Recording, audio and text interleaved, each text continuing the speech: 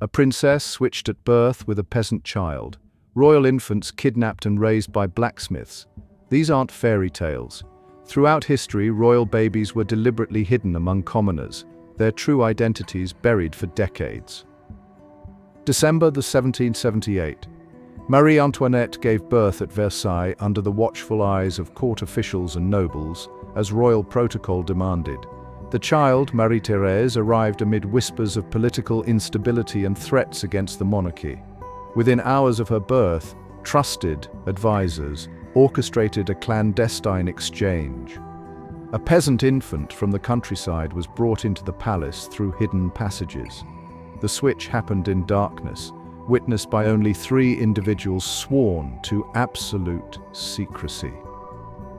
Marie-Thérèse disappeared into the French countryside, raised by a farming family who believed she was their own blood. The peasant child remained at Versailles, living as royalty. Bavaria, 1833. Prince Caspar vanished from his cradle in the dead of night. Palace guards found nothing but an open window and silence. The royal family searched frantically, but the infant prince had disappeared without a trace.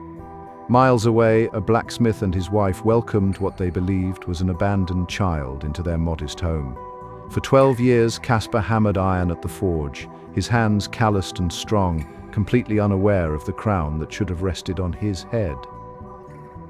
Then, his adoptive father fell gravely ill.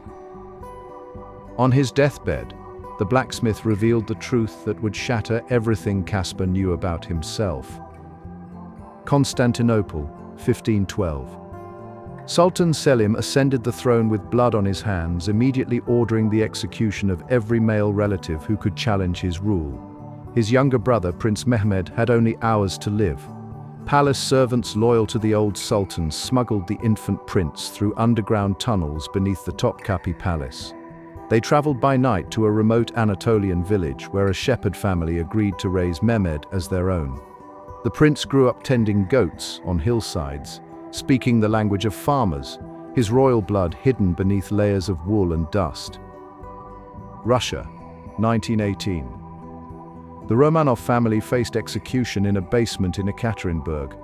For decades afterward, rumors persisted that Princess Anastasia had somehow escaped the bullets.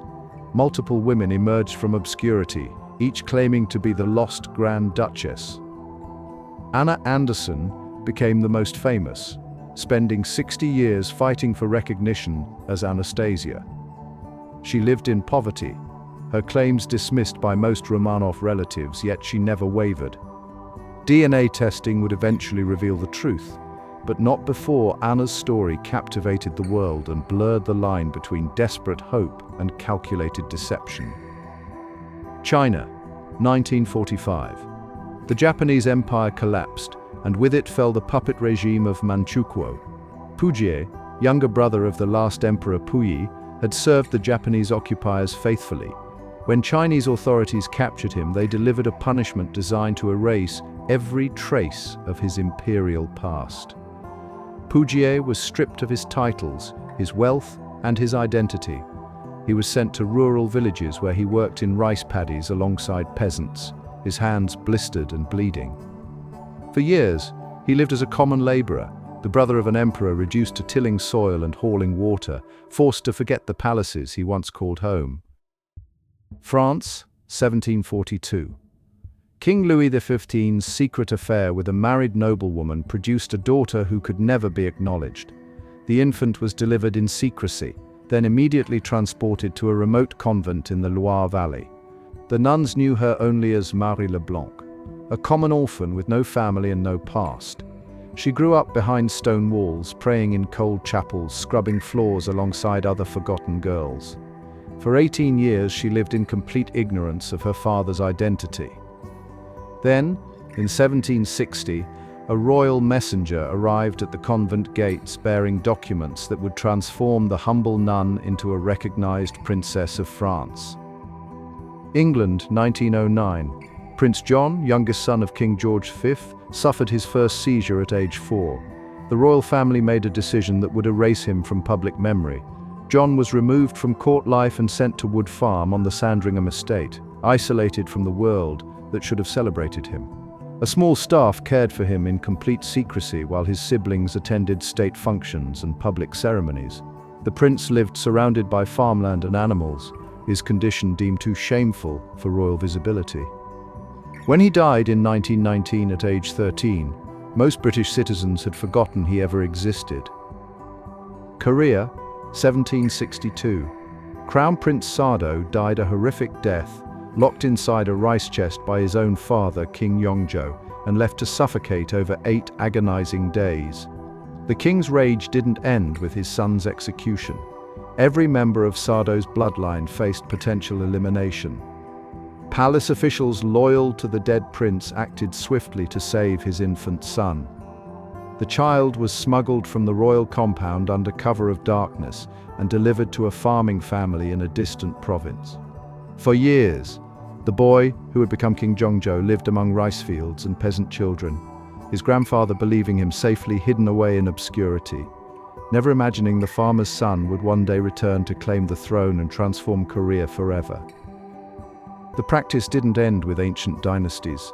Today, descendants of deposed monarchs work as taxi drivers in Paris, teachers in Berlin, and shop clerks in Buenos Aires, many completely unaware of the crowns their ancestors wore. In 2019, a construction worker in Romania discovered through a DNA test that he was the great-grandson of the last king. His entire identity collapsed in an instant. Psychologists who study these cases report devastating effects: depression, identity crisis, and a profound sense of displacement. These individuals belong nowhere, too common for royalty, too royal for ordinary life, caught forever between two worlds they can never fully inhabit. The DNA revolution changed everything. Ancestry tests costing less than $100 began revealing secrets that royal families had buried for centuries. In 2003, a waitress in Belgium received results proving she descended from King Leopold II. A mechanic in Spain discovered Bourbon blood running through his veins. A nurse in Austria traced her lineage directly to the Habsburgs. These weren't distant connections or wishful genealogy. These were direct descendants with legitimate claims to titles, estates, and fortunes worth millions. European courts suddenly faced an unprecedented crisis as dozens of commoners arrived with genetic proof demanding recognition, inheritance rights, and restoration of their stolen identities. Thanks for watching this journey through history's hidden royals. If this story fascinated you, hit like, subscribe, and share it with someone who loves untold history. Some secrets refuse to stay buried forever.